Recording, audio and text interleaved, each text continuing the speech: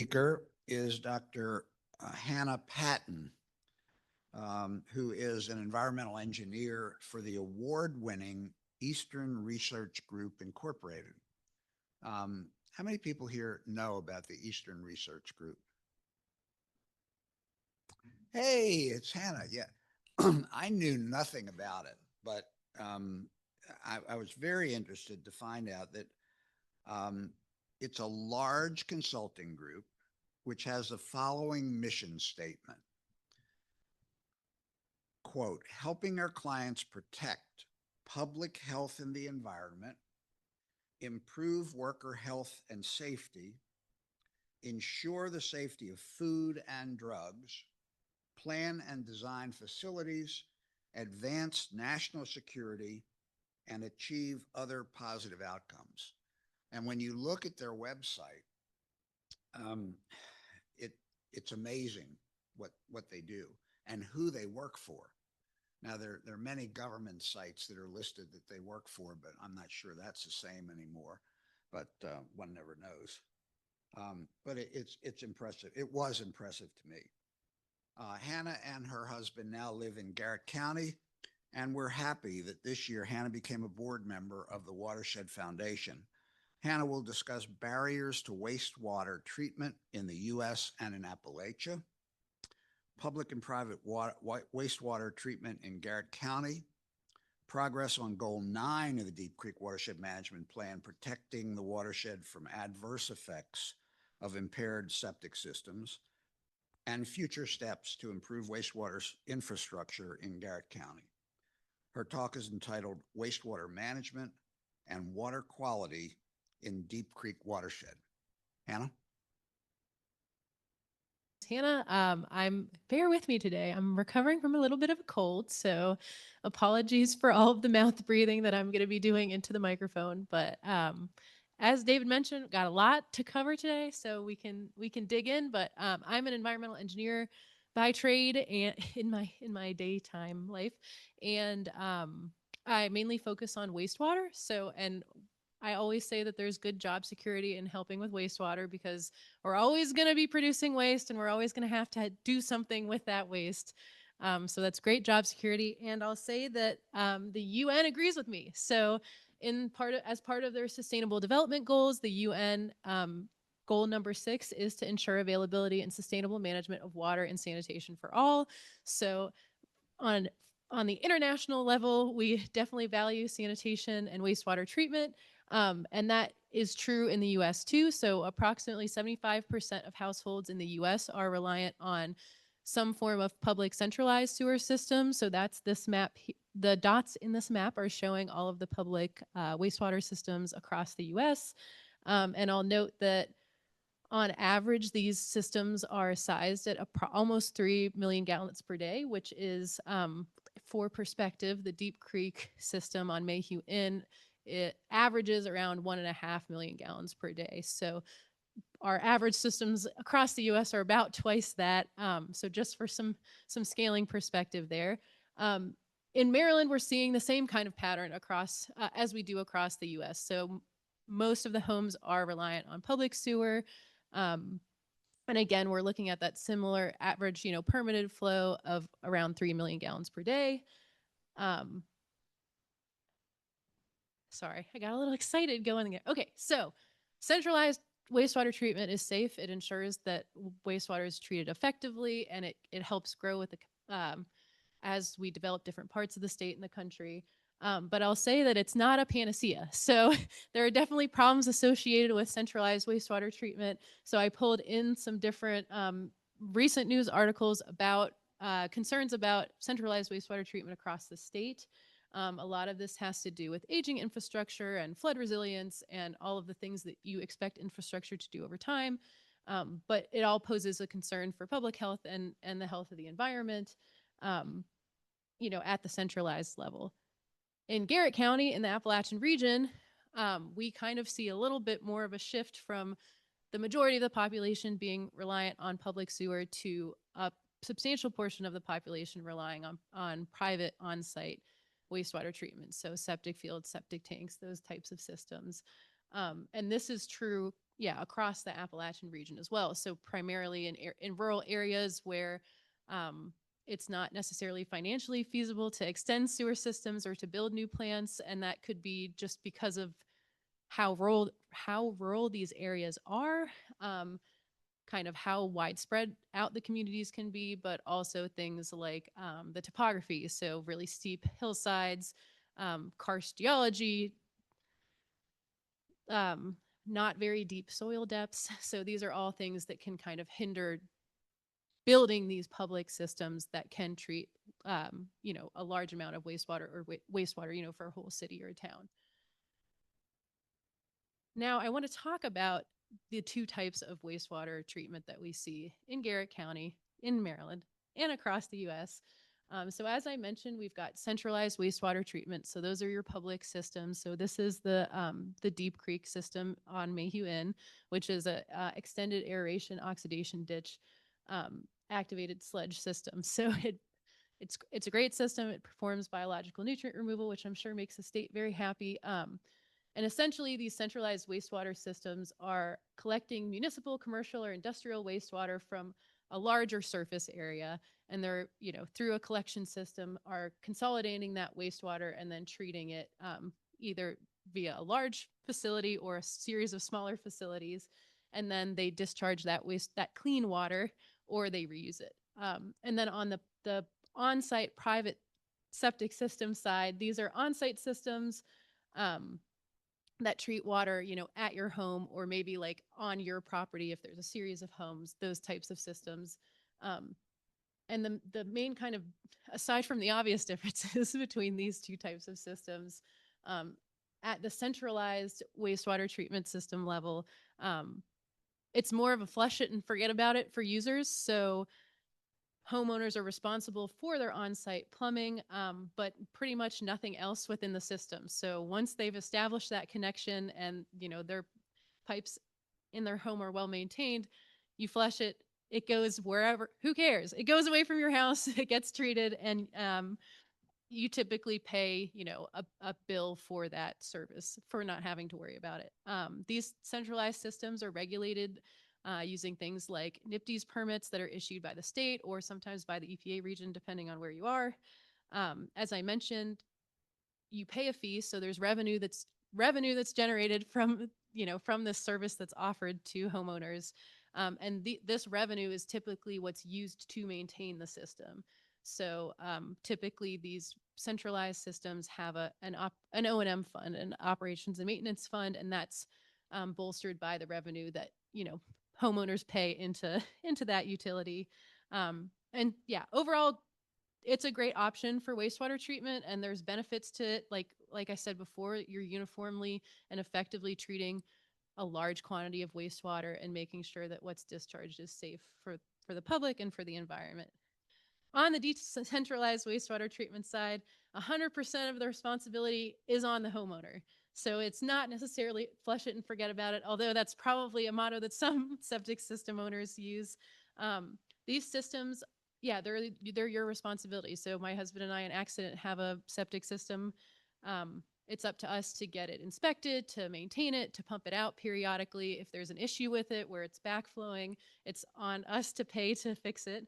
But on the flip side of that, we don't have a monthly cost associated with our wastewater. So I guess you could say that there's some maybe cost benefit on the monthly scale, but if something goes wrong or when we do our regularly scheduled maintenance, we're on the hook for that cost. And sometimes it can really balance out. These private systems are regulated by the health department. So it not necessarily the state or the federal government coming in, but it's of the interest to the public health department, and you're responsible for your system and for it functioning. And if there's an issue with your system, the public health department will get involved and hopefully help you remediate the system. But if nothing else, require you to do something about a failing septic. Overall, also a great option for wastewater treatment in rural areas. So again, where it's not realistic to connect to a centralized system, a well-functioning, well-maintained private on-site septic system can be a great option for folks to safely treat their wastewater from their home. So the bright side is both options can be really great. So we've got that going for us. at the national and also state and county level. Um, moving towards like where we start to see issues with these types of systems, or some barriers to these individual types of infrastructure. So I guess let me preface this by saying the photo on your left is a flooded wastewater system in Illinois, not in Garrett County. Thankfully, I could not easily find a photo of a failing public wastewater system in Garrett County, which is also something that's going for us. But I just wanted to put into perspective what it would look like if one of these centralized systems, fails, or if there's 100-year flood that is impacting its treatment. So some barriers to wastewater infrastructure where we might see a failing centralized system or just pressure on a centralized system. Um, as I mentioned before, aging infrastructure. So not just the treatment at the plant, but also the collection system. So all of the pipes and lift stations and grinder stations that are in between your house and the public system. Um, those get old and they have to be replaced. So a lot of times we see an older infrastructure like issues with the collection system where there's a main break, um, especially in the winter time when the ground is freezing and thawing. So that costs money to fix, and that's the responsibility of the county and the utility to fix. But that can be a really big barrier, especially if you have a lot of issues with your collection system where you're getting inflow and infiltration from other water sources, or you have leaks that are that are distributing wastewater where it shouldn't go prior to treatment. And then on top of that, we are also seeing increasingly stringent permit limits for wastewater systems, which is a good thing. We generally want wastewater systems to put less nutrients, less bacteria, less contaminants into the environment, for the public and also for the environment. However, it does cost more money for these systems to meet those limits. So that's a consideration, and that can really put a lot of stress on some of these centralized systems, which would be coming up with the funds for improving their treatment or expanding. So there's only so much cost that you can put onto your constituency too. So a lot of the system upgrades in this day, post COVID, this day and age are, we're talking like $30 million for a treatment plant upgrade. So not something that you can offset by charging your customers more money, because that would be absurd. So just securing funding for addressing aging infrastructure and trying to meet more stringent perma limits. And then there's also capacity concerns. So as different areas continue to develop, you've got more people that are hooking up to these public sewer systems, and the systems, might be sized for expansion, but of course there's a limit to that expansion. So there's only so much wastewater that these systems can treat, even with upgrades over time. So that can definitely put pressure on centralized systems. And then also this flood resilience piece. So we saw in Western Port more recently with the flooding that put a lot of pressure on their plant, and they had some issues with sewage flowing into the Potomac and just kind of recovering from that flooding event. We saw similar things down in Asheville last year with their wastewater systems. So an influx of like unseasonably 100-year flood water can definitely put a lot of stress and pressure on a centralized system, particularly, if you haven't kind of prepared yourself for that kind of event. And then on the septic side, you'll notice that some of these barriers are quite similar. So we still see aging infrastructure. So there are septic systems that are, 30, 40, 50 plus years old that are probably getting close, if not past their usable life at this point. And that can be your home, your home pipe system, but also the septic system itself. So that can cause a septic system to fail. So you'll see backups, washouts, sinkholes, things like that, that are impacting your septic system's ability to treat your wastewater, and that might result in that wastewater, flowing into your yard or into your neighbor's yard, and subsequently into the watershed. We also, on the septic side, see a lot of improper homeowner maintenance. So things like infrequent pumping. So I can, again, say my husband and I don't know when the last time our septic system was pumped. So it's definitely on our list of things to, work on at our house. But of course, that list is, like 7 pages long. So infrequent pumping, or not knowing if you've ever pumped. So your septic system could be full of sludge, which again would impact your treatment and would also make it more likely to overflow. Infrequent pumping. And then the other piece is putting things down the drain that shouldn't go down the drain. So fats, oils, and grease, we call that fog, and unflushables. So things like baby wipes, diapers, um, those are all things that can impact your like the biology that's happening in your septic system, but it can also cause a buildup in your pipes or parts of your septic system that would cause a backflow. And then the other piece is excessive water use. So using a lot of water and lots of toilet flushing, like long showers, that type of thing. It can push too much water into your septic system than what it really has capacity for at one time. And so those are the types of things that we see septic systems fail from. And again, similar to centralized systems, we're also seeing capacity concerns with those septic systems. So you might have a house that's been perked for 3 bedrooms, but it's being rented as a 12 plus Airbnb, 12 people or more Airbnb. So you've got plenty more people than the system was designed for that are using the toilets and that are putting wastewater into that system. And then similar, I know Morgan and I talked about this, home expansions. So if you buy a 3 bedroom house and then you add 2 bedrooms on and you don't secure the correct permits and you don't check to see if your septic system is has the capacity for it, which it probably doesn't, that's also a situation where we would see that the septic system would be over capacity and we would see failures. And then again, the flood resilience piece. So similar to some of the flooding concerns with centralized systems, we also see issues with flooding and decentralized systems. Um, just highlighting that importance of that kind of resilience. Okay, so that was me laying some context, laying some groundwork. um, but why do we really care about kind of the barriers to these systems? And the answer today and in general is that when these wastewater systems fail, whether that's centralized or decentralized, pollutants can enter surface water and groundwater sources, and that ends up putting public health at risk and environmental health at risk. So if these systems fail, we're seeing, some obvious things like bacteria, maybe some metals and solids that we don't want to go into our surface water. So for example, Deep Creek Lake.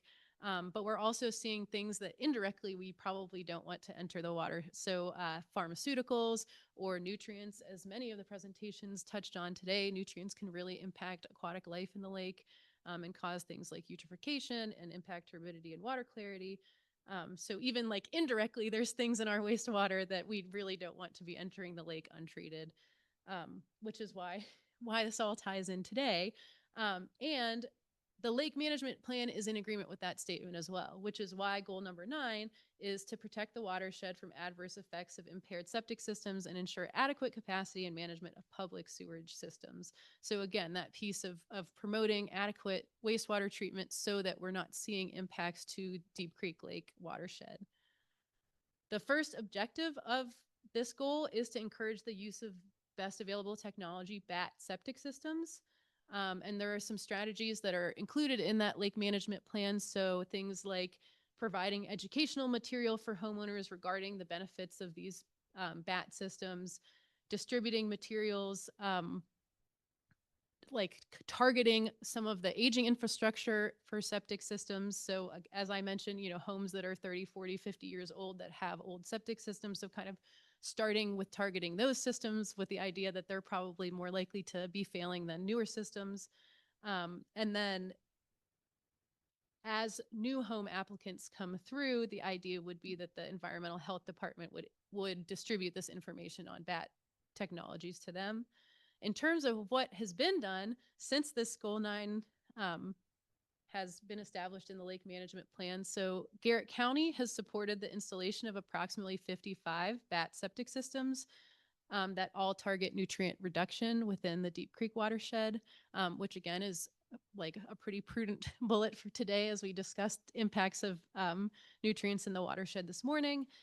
They've also added publicly available mapping of your septic system property data. So I included the link here, but you can pretty much Google Garrett County septic systems and this link will come up and you can look at your home septic permit and the drawings for where your septic system is. So my husband and I recently looked at our septic system and pulled out the engineering design drawings. So that's a really helpful tool for the public to, if that information did not convey in the home sale for whatever reason, or if you've inherited your property and that those documents are lost in the sauce, the county is making that information publicly available, which is a great resource and kind of a good first step for septic system owners to figure out where their system is. And then there's also been a lot of efforts to educate property owners in the Deep Creek watershed about these best available technology septic systems and septic system stewardship in general. So that's through UMD Extension. So Ashley shout out to Ashley Bodkins over there, and the Deep Creek Watershed Foundation. Their Learn at Lunch presentations, and those are all available on YouTube if anyone is interested. So that's kind of septic system side so far. And then moving towards the public sewer side, the second objective for that goal is to expand the public sewer that's consistent with the 2014 master plan. So the idea, like the strategies that kind of are couched with this objective are outlined as marketing campaigns to target residents where planned sewer is where public sewer is planned to be extended, and increasing awareness for the needs for those sewers. So as services, so as you can imagine, if you've been on a septic system for your entire life, it's not always like a blessing to be given the opportunity to loop into public sewer. So there's a lot of hesitation, from the public about that. It's, most folks don't necessarily want to keep, or they want to keep not paying a utility bill. They don't want to be on the hook for a monthly payment for their wastewater if they already have something that's serving them that is essentially free month to month. And then there's also the idea of creating some alternatives to address essentially, as I mentioned, the deterrence. So the cost of the system and folks that are deterred from connecting to the public sewer because of perceived or actual cost, and also the cost of the hookup itself, because you are on the hook for attaching your plumbing on site to the system. And then working with county agencies to identify training and best management practices for sewer system management. So that's kind of on the county side and on the utility side. So progress-wise, Garrett County has continued to update and improve their master plan. So the referenced 2014 master plan, and they're working on an updated plan for the 2025 to 2026 year. So that plan takes into consideration expansion of public sewer and also some of the barriers that we talked about previously. So aging infrastructure and public perception, that kind of, and flood resilience. And then there is future plans to continue to expand public sewer to more homes within the Deep Creek watershed. So I think Molly and I were talking about this morning, but currently around of the lakefront properties, only 40% are connected to the public sewer. So approximately, what is that, 55% are still on septic systems. So I think that there's a push from the county to get a better understanding of like if and when those homeowners are going to connect to the public system, and also like what the status of those septic systems are, whether they're functioning properly or failing, and that kind of thing. So that was an interesting kind of statistic for you all, just for for extra context. So that's what's been done. And so we've been making progress on this goal. And, I'll say that it's not as flashy of a goal as some of the more obvious watershed impacts. So the lake level, SAV, eutrophication, nutrients, that kind of thing. But wastewater is important, even though it's behind the scenes, ideally. So some areas of continued support that we're looking at on the watershed side, and that we're working with Molly on the county side and the health department to explore, would be from the septic system side, developing some kind of group pump out or maintenance program that allows folks in one general area to kind of group their septic maintenance together, which can oftentimes reduce the cost to homeowners, but it also kind of takes the onus off of you to schedule.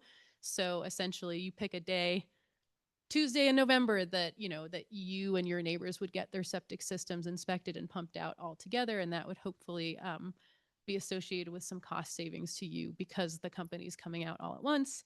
I think we're looking at continuing public education of septic stewardship. So kind of what I mentioned before, like what not to flush down your toilet, checkpoints for when you should be performing maintenance, signs that your septic system is failing, those types of things, and making sure that they're publicly available and free, and that the public knows about those resources.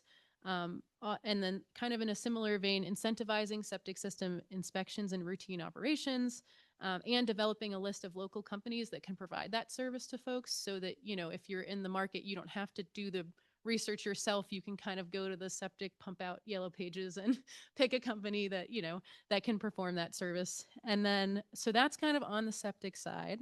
And then on the centralized wastewater treatment side, as I mentioned before, expanding plants and addressing aging infrastructure costs money, and it's not something that can or should be like passed on to the customers of the utility. So identifying some federal, state, or nonprofit programs that help fund sewer expansion projects. So there's, you know, USDA has some funding.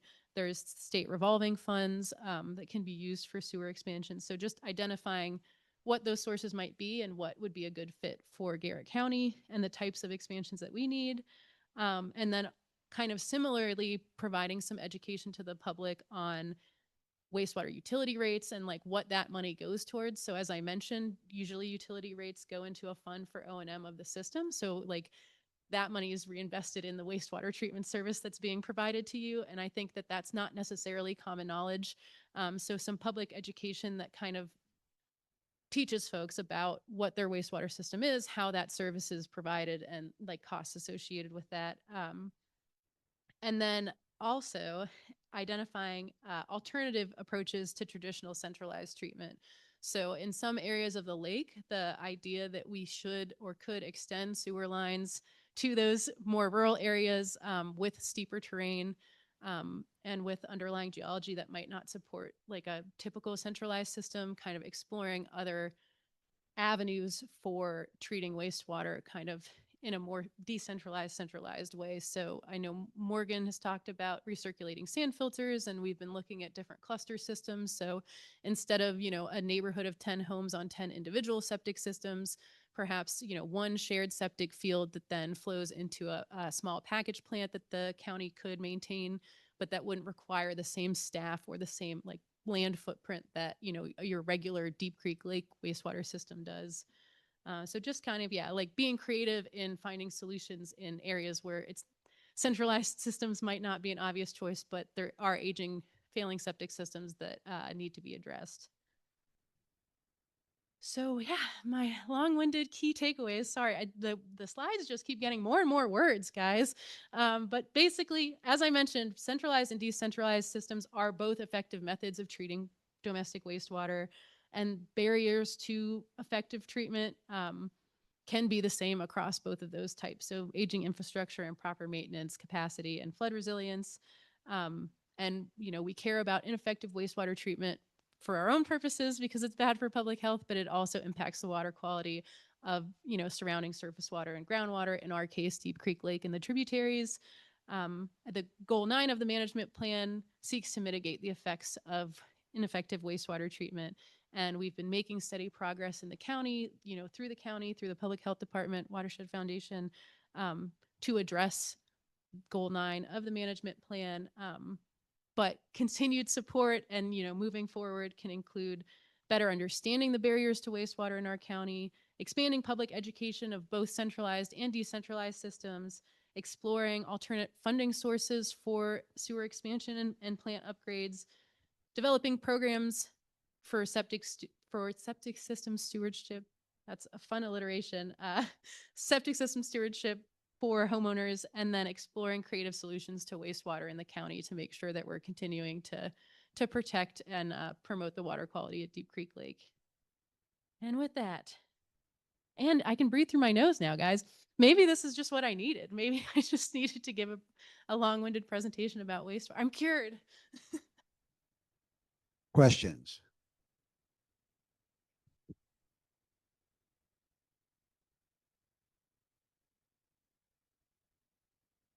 So the Deep Creek. Just say it again. Sure.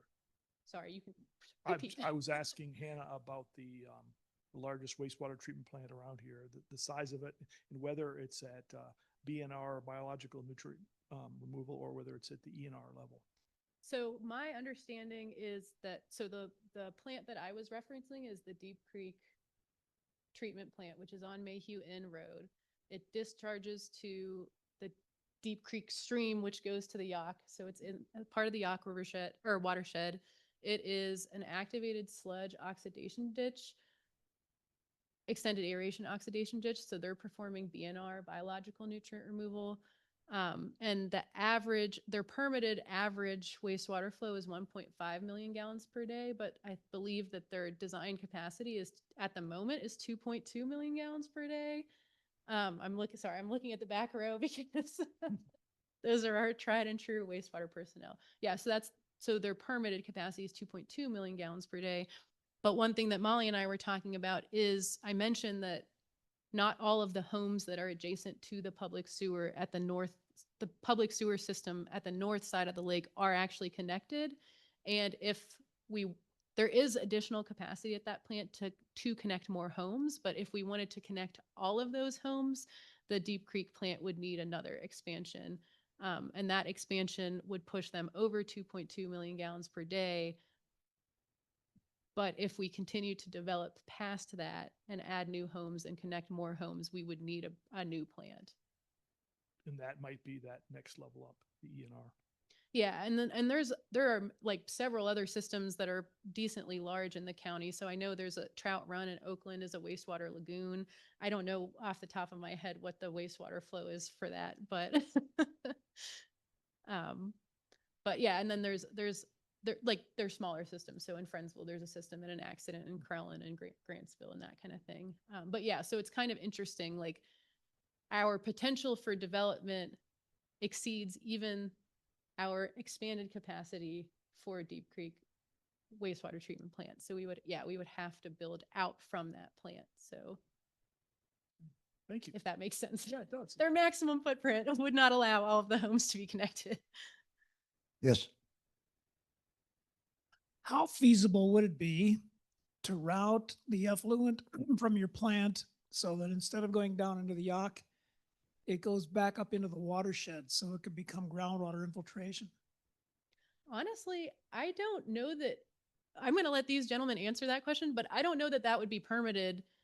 I don't know that MDE would support that outfall permitting. That's yeah. Sorry, I'll let those guys answer, but I'll just because I was not living here or alive when that was permitted originally. But I think I can address that issue. Um, at one point, the Deep Creek Lake plant was designed initially for 600,000 gallon, and we reached the capacity of that within 2 or 3 years of the system being built. And then we did things innovatively to increase that capacity, like building holding facilities to discharge over time rather than at peak loads.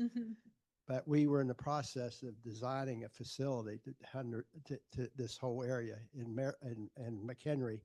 We purchased a Whiteface farm. This was a sanitary district, Garrett County.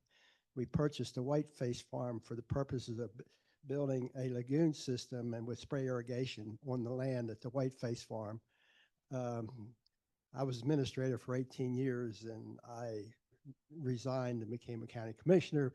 But at some point in time, the engineers from Baltimore convinced the sanitary commission that they want to abandon that plan and upgrade the Deep Creek sewage treatment system to basically where it is today.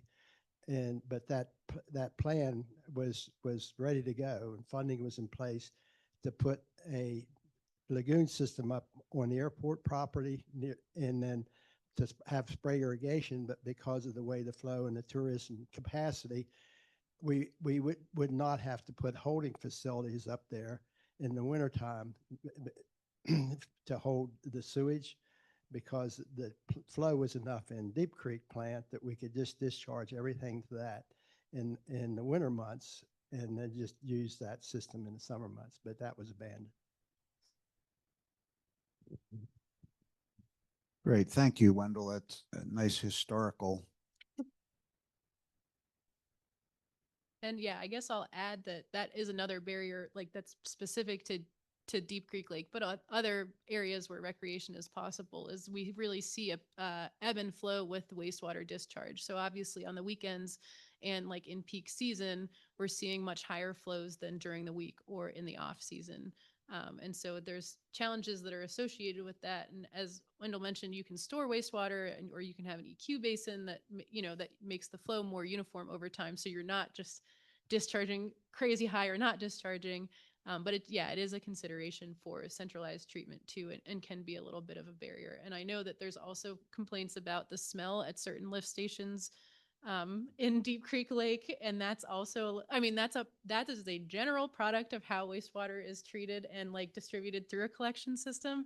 It's a high pressurized system that flows wastewater through. So at different points at the lift stations, it off gases, and that's naturally, and that's what that smell is. But I think that it's often exacerbated by those heavy flows on the weekends. So sometimes you've got more continuous flow, and then it tapers off, and you've got wastewater sitting in some of the lift stations and generating extra gas. So if anyone ever complains about that, it's not as big of a deal. Additional question here. Hannah, is it safe to assume that most private or individual septic systems ultimately end up in the centralized system? I don't, I think that from the standpoint of centralized systems offering really consistent and more uniform wastewater treatment, like there has been a push to take those, to like regionalize and take those private septic systems and connect them where it's possible to public systems.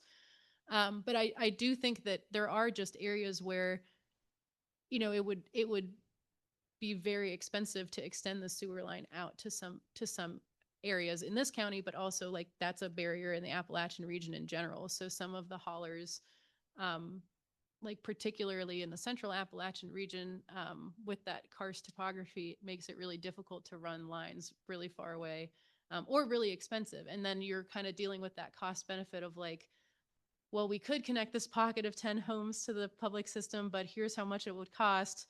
But if, is it worth that to pay that much money to expand the system? So it's all, it's all part of, I guess, that watershed management planning piece. But yeah, so I think that yes and no. So I think in terms of like uniform treatment, it's really great. But yeah, I think in some cases it's just really not feasible. And it just doesn't make, I guess, good sense from the engineering standpoint to try and connect every home. And I think some like folks should have the opportunity to have on-site septic if it is feasible on their property and if they can maintain it well. Additional question. Hannah, I don't know if you can answer it, maybe somebody in the room. I've been told that your septic could be leaking into the watershed or into the water and you would have no idea it's occurring. So what kind of monitoring does the county do today so that if that is happening, we have a lot of water quality monitors, we have this stuff going on, but what are we doing today to specifically look for that so that we catch it quickly and obviously remediate however we need to? That's a good question, Tony. So I think there's some obvious signs of failing septic. So water backing up into your drain in your house, or pooling water in whatever part of your yard your septic field is sited, usually in the front.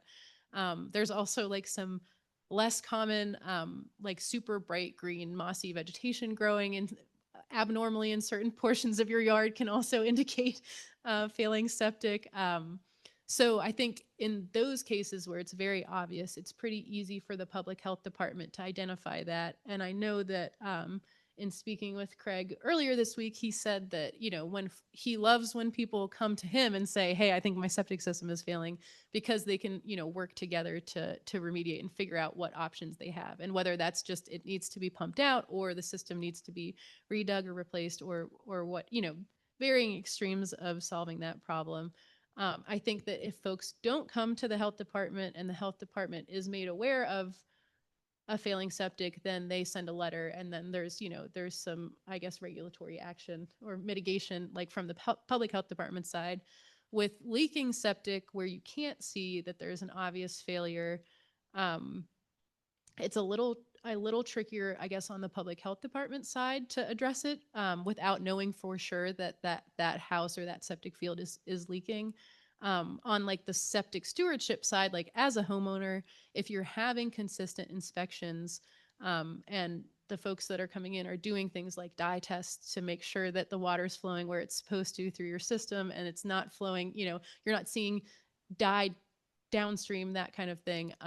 Then that, like during that routine kind of inspection and those maintenance visits, that's when you would be made aware that there might be a subsurface problem that's not, evident. And at that point, that's when you would want to take action, I think, with the county, hopefully to let them know, like, hey, my septic system's leaking. What options do I have? Because it's in everyone's best, like you as as the homeowner, but also the public health department and the county to yes, support mitigation.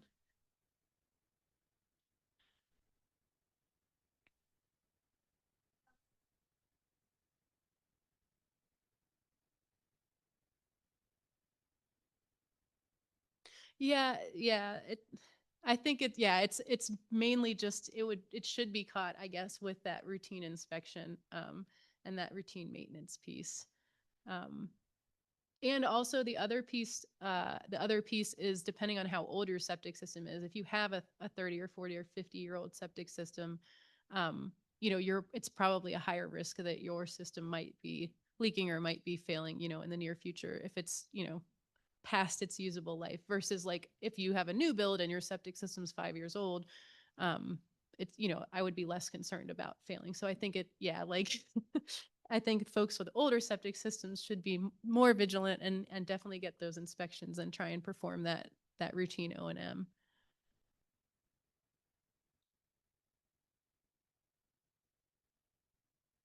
Yeah, that's like the tricky piece about it being like 100% on the homeowner. So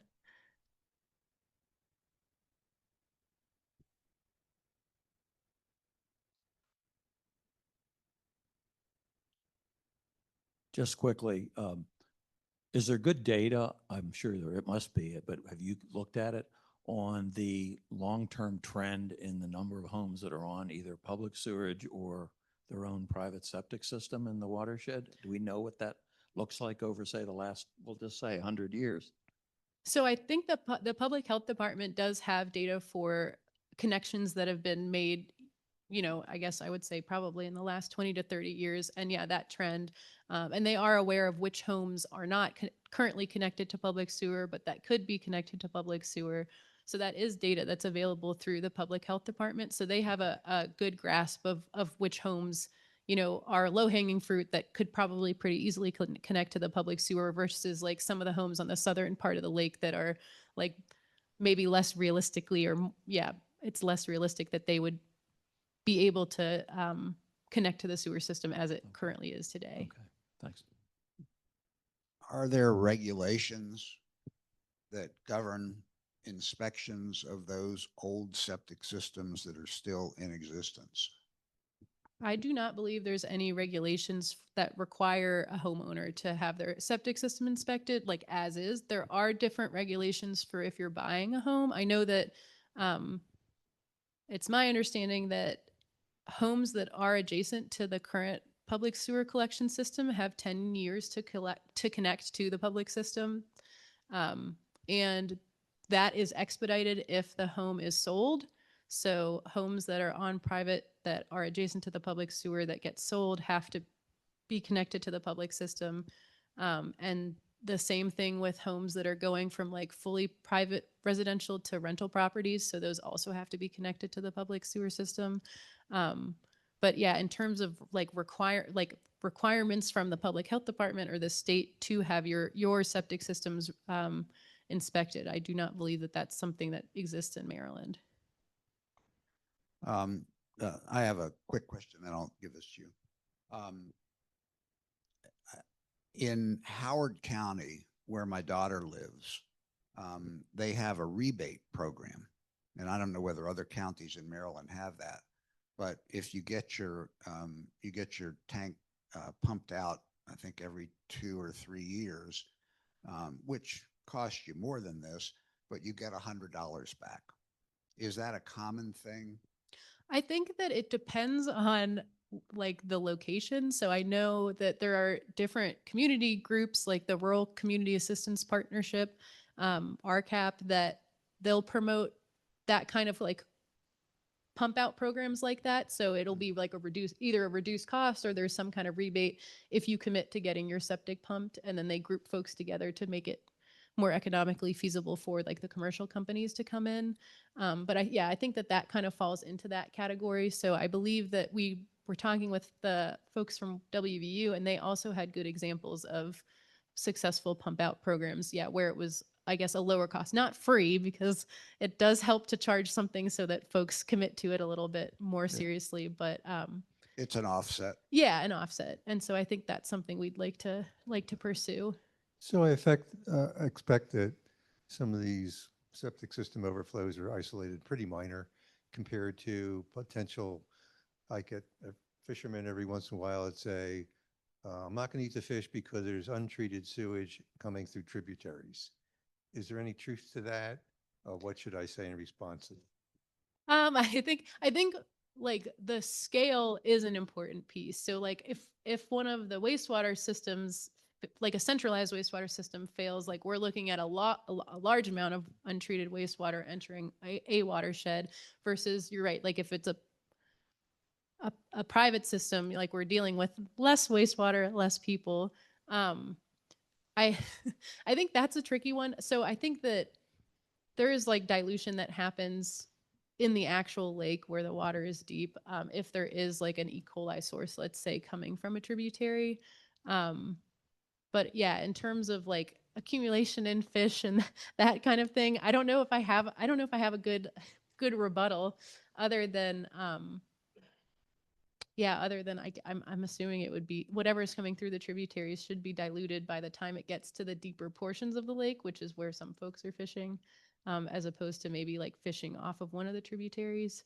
Yeah, I don't have a good rebuttal. I hope that I hope that there's not an issue with sewage accumulating in fish. I don't know if there's any other. I don't think that we've seen that, come up. So, right.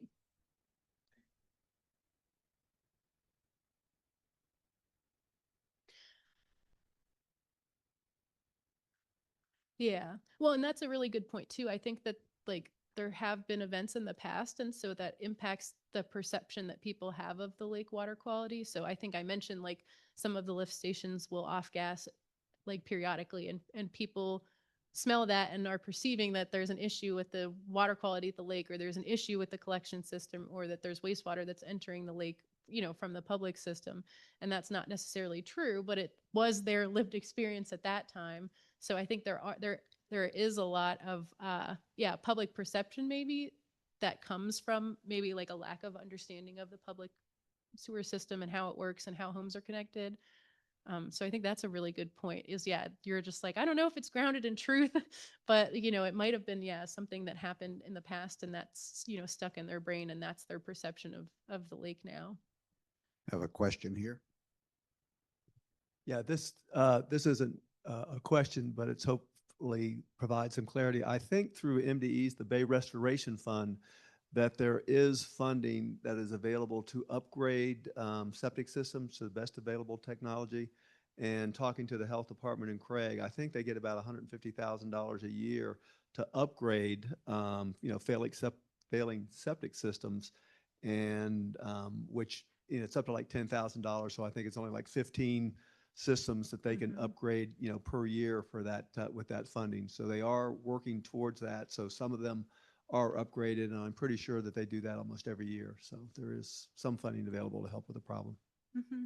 Yeah, and it's my understanding, from conversations with Craig, that if you know that your septic is failing and you approach him, then he's like more than happy to set you up in the correct funding source to try and make remediation as affordable as is reasonable. Yeah. So, and I do know that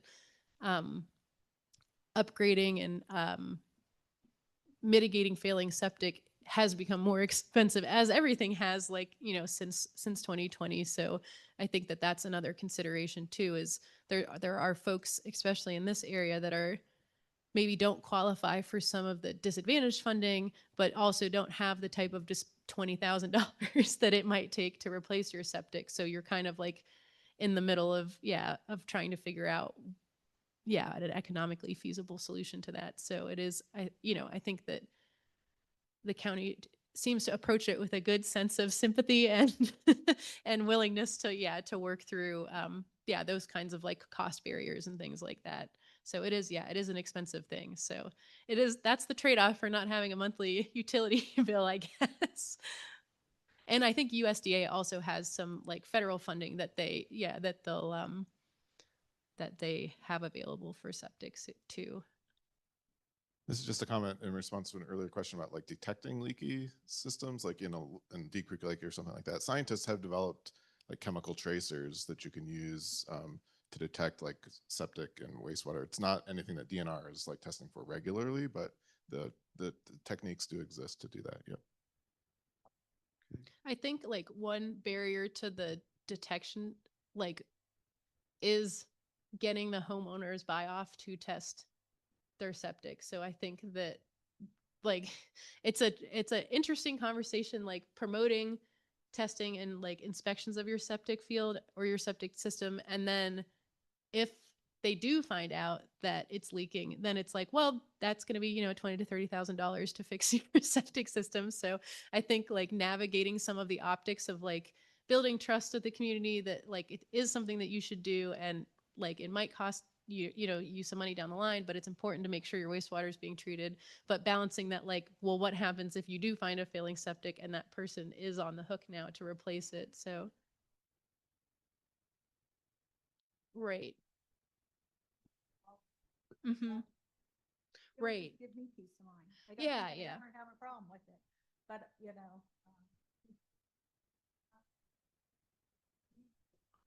Mm-hmm. Yeah, yeah.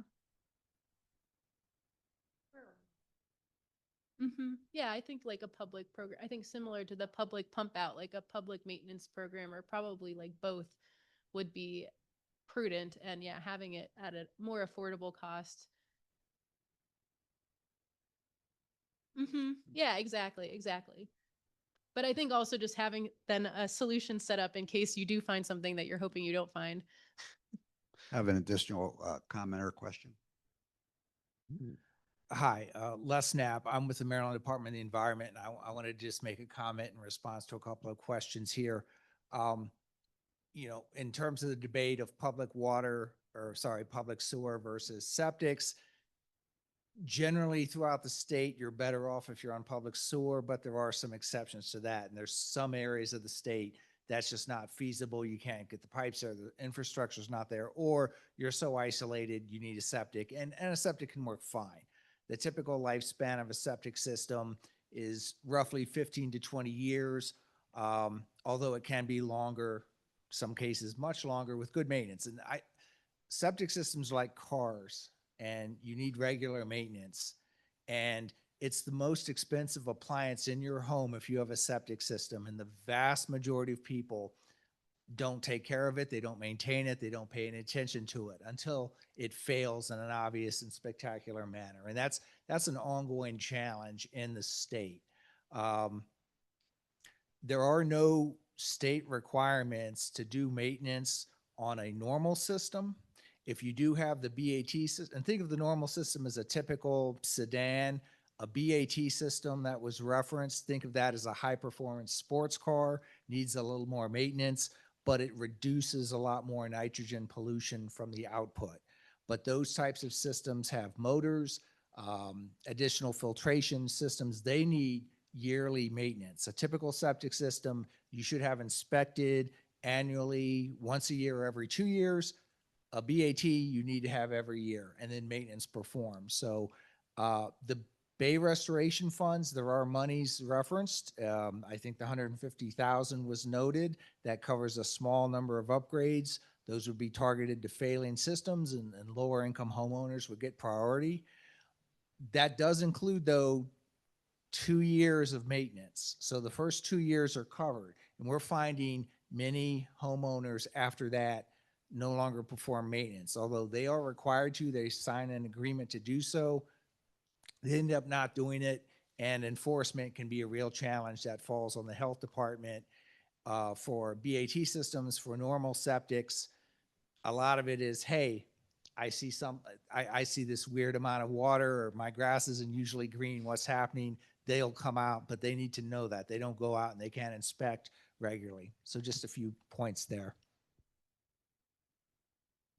Any other questions? Tom? One of the reasons we want to get this on microphone is because this is something that we will use in the future for education, not just of the public, but education of ourselves as we move forward with the foundation. A quick question about the Bay Restoration Funds. From what I understood, that was Chesapeake Bay Watershed. Does that also go to Garrett County or for the non-Chesapeake Bay watershed? No, I don't believe it does not cover that section. Okay. Yep. Thank you. Answer to that question was it does not cover that. Any other questions? Well, see, you didn't think it was going to be that interesting to people, huh? Thank you so much. Of course, yeah. Thank you.